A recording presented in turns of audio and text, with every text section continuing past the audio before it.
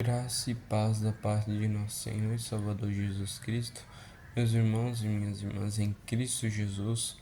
Hoje eu vou pregar para vocês Lucas, capítulo de número 21, que fala sobre muitas situações proféticas. Uma delas é sobre a grande tribulação, a volta de Jesus, o princípio das dores, a oferta da viúva pobre, o sermão profético sobre a vigilância e o pacto da traição.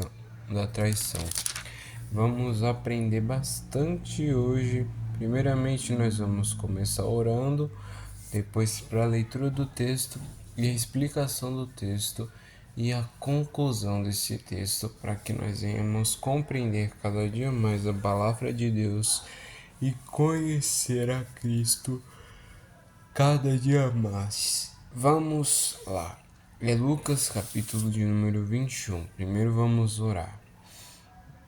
Espírito Santo de Deus, pedimos ao Senhor nessa noite que o Senhor prepare nossos corações para receber a tua santa e bendita palavra, para que quando a semente dela cair em nossos corações, se assim for da tua vontade, o Senhor venha dar o crescimento, para que elas cresçam e frutifiquem, deem muitos frutos, frutos de arrependimento, frutos de novo renascimento, frutos de transformação genuína do caráter, para que nós venhamos nos ser moldados a ter o caráter de Cristo, a viver como Ele viveu enquanto estava aqui. É o que nós pedimos, por favor, Espírito Santo, de eternidade a eternidade, sempre seremos gratos a Ti por tudo e sempre buscaremos de todo o nosso ser que venha o Teu reino e seja feita a Tua vontade, tanto na terra como no céu, em nome do nosso único Senhor e Salvador Jesus Cristo. Amém. Vamos para a leitura do texto. É Lucas, capítulo de número 21. Vamos lá. A oferta da viúva pobre. E olhando ele, viu os ricos lançarem as suas ofertas na arca do tesouro. E viu também uma pobre viúva lançar ali 2 pequenas moedas. E disse: Em verdade vos digo, que lançou mais do que todos esta pobre viúva, porque todos aqueles deram como ofertas de Deus do que lhe sobejava, mas esta, da sua pobreza, deu todo o sustento que tinha. O sermão profético, o princípio das dores. E dizendo alguns a respeito do templo, que estava ornado de formosas pedras e dádivas, disse: Quanto a estas coisas que vedes, virão dias em que se não deixará pedra sobre pedra que não seja derribada. E perguntaram-lhe, dizendo: Mestre, quando serão, pois, essas coisas, e que sinal haverá quando isso estiver para acontecer? Disse então ele: Vede que não vos enganem, porque virão muitos em meu nome dizendo: Sou eu, e o tempo está próximo. Não vedes, portanto, após eles. E quando ouvides de guerras e sedições, não vos assusteis, porque é necessário que isso aconteça primeiro, mas o fim não será logo. Então lhes disse: Levantar-se-á nação contra nação, e reino contra reino, e haverá em vários lugares grandes terremotos e fomes, e pestilências. Haverá também coisas espantosas e grandes sinais do céu. Mas antes de todas essas coisas lançarão mão de vós e vos perseguirão, entregando-vos às sinagogas e às prisões e conduzindo-vos à presença de reis e governadores, por amor do meu nome. E vos acontecerá isso para testemunho. Por onde, pois, em vosso coração não premeditar como a vez de responder, porque eu vos darei boca e sabedoria, a que não poderão resistir, nem contradizer todos quantos se vos opuserem. e até pelos pais, irmãos e parentes e amigos sereis entregues, e matarão alguns de vós, e de todos sereis odiados por causa do meu nome, mas não perecerá um único cabelo da vossa cabeça. Na vossa paciência possui a vossa alma. O sermão profético continua: a grande tribulação. Mas quando virdes Jerusalém cercada de exércitos, sabei então que é chegada a sua desolação. Então os que estiverem na Judéia, que fujam para os montes, os que estiverem no meio da cidade, que saiam, e os que estiverem nos campos, que não entrem nela, porque dias irão de vingança são estes, para que se cumpram todas as coisas que estão escritas. Mas ai das grávidas e das que criarem naqueles dias, porque haverá grande aflição na terra e ira sobre este povo, e cairão a fio de espada, e para todas as nações serão levados cativos, e Jerusalém será pisada pelos gentios, até que os tempos, até que os tempos dos gentios se completem. O sermão profético continua: a volta do Filho do Homem, e haverá sinais no sol e na lua, e nas estrelas e na terra, a angústia das nações, em perplexidade pelo bramido do mar e das ondas, homens desmaiando de terror, na expectação das coisas que sobrevirão ao mundo, porquanto os poderes do céu serão abalados. E então verão vir o Filho do Homem numa nuvem, com poder e grande glória. Ora, quando essas coisas começarem a acontecer, olhai para cima e levantai a vossa cabeça, porque a vossa redenção está próxima. E disse-lhes uma parábola: olhai para a figueira e para todas as árvores. Quando já começam a brotar, vós sabeis por vós mesmos, vendo-as, que perto está já o verão. Assim também vós, quando virdes acontecer essas coisas, sabei que o reino de Deus está perto. Em verdade eu vos digo que não passará esta geração até que tudo aconteça. Passará o céu e a terra, mas as minhas palavras não hão de passar. O sermão profético continua: a vigilância, e olhai por vós, para que não aconteça que o vosso coração se carregue de glutonaria, de embriaguez e dos cuidados da vida, e venha sobre vós de improviso aquele dia, porque virá como um laço sobre todos os que habitam na face de toda a terra.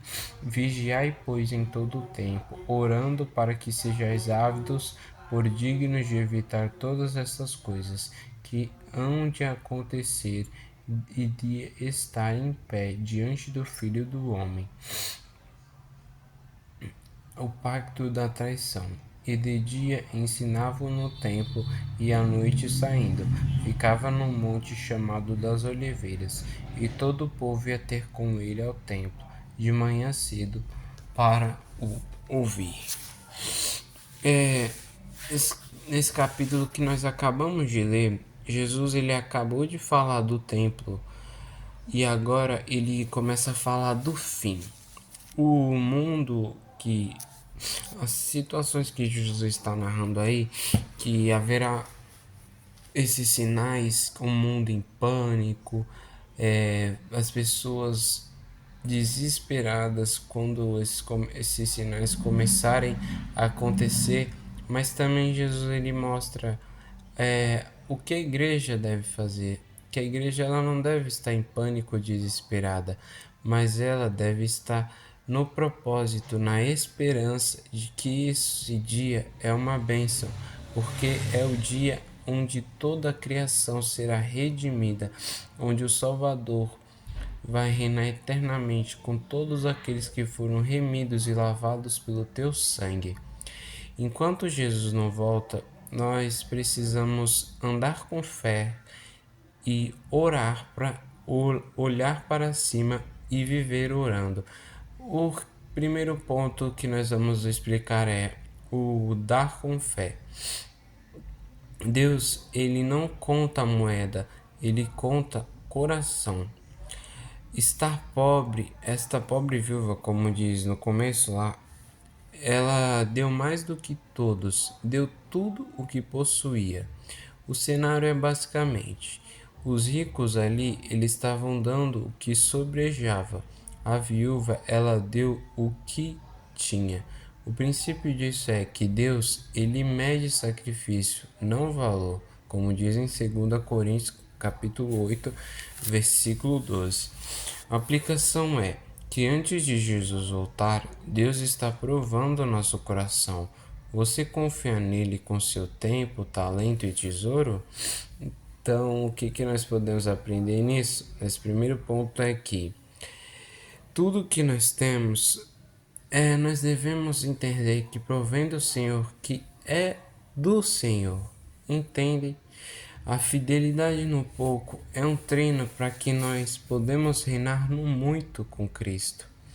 E uma ilustração que nós podemos trazer também para isso é que é como um último tanque de gasolina. Você dá tudo porque sabe que o dono do posto está vindo. A oferta, ela não é uma sobra para Deus. É o que prova que Deus é o primeiro. O segundo ponto é: olhe para cima, dos versículos 25 a 28. Quando o mundo ele abaixa a cabeça, o crente levanta. Haverá sinais, então verão vir o Filho do Homem. Ora, quando estas coisas começarem a acontecer, olhai para cima. Os sinais são guerras, medo, nações em angústia. O mundo vai ler jornal e tremer.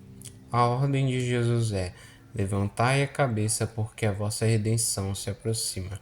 O mesmo cenário que gera pânico no mundo gera esperança no crente, porque, como eu disse para vocês, a volta de Cristo não deve gerar medo em nós, mas esperança. Ele é a nossa esperança.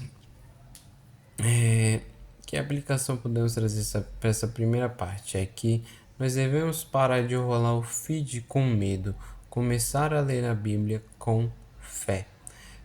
Como é que eu posso dizer? Nós vemos hoje em dia muitas notícias de vários acontecimentos no mundo e isso gera medo em nós.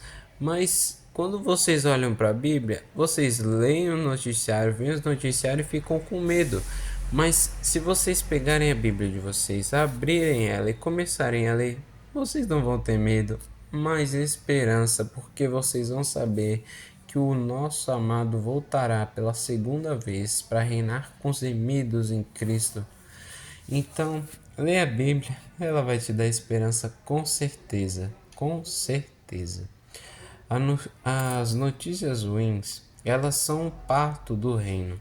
Jesus está mais perto hoje do que ontem. Ilustração também podemos trazer para essa passagem. Passageiro em turbulência grita. O piloto olha para o painel e diz: é sinal que estamos chegando.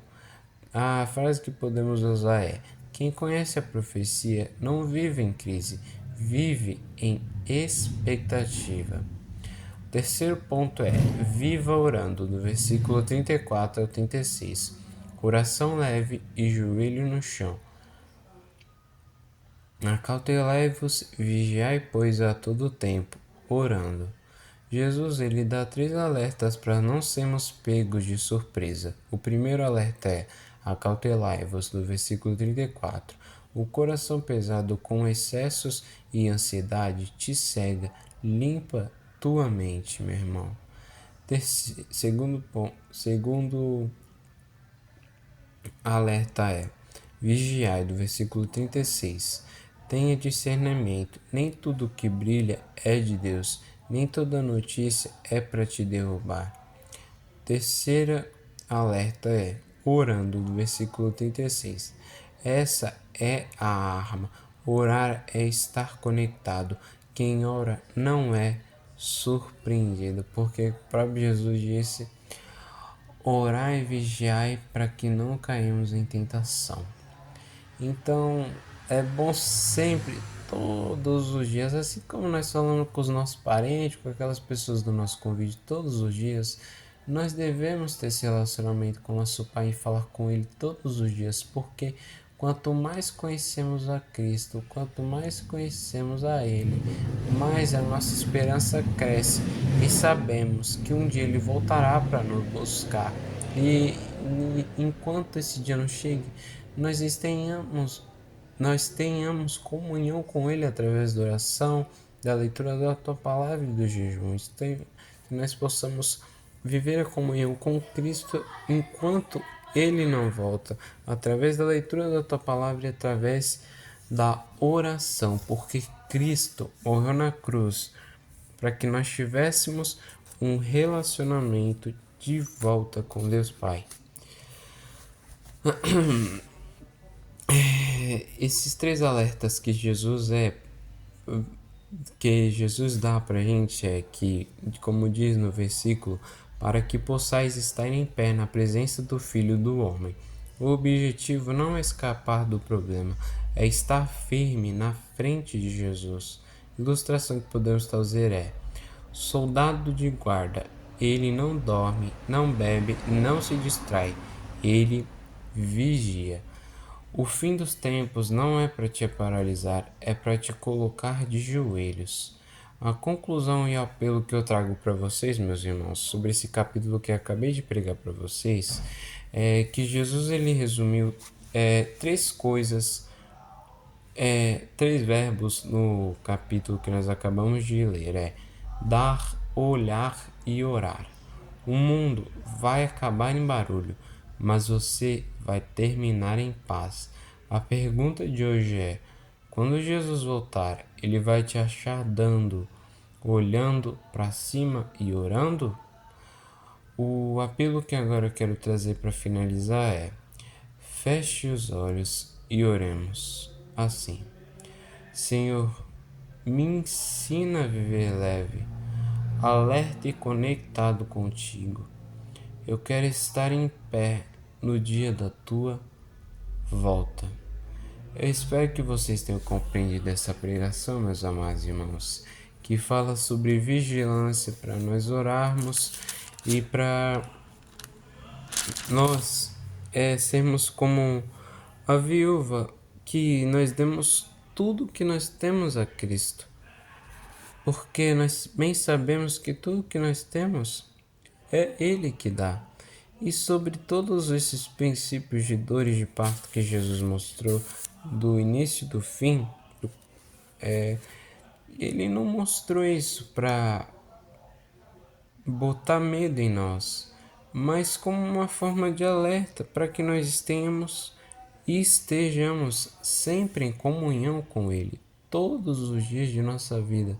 Porque quando estamos em comunhão com Cristo, né, como é que eu posso dizer? Nada nos preocupa, porque nós sabemos que a nossa esperança é Cristo, que Deus está cuidando de nós, mesmo em meio a tantos problemas. Então confie, descanse no Senhor e vigiem, orem sempre.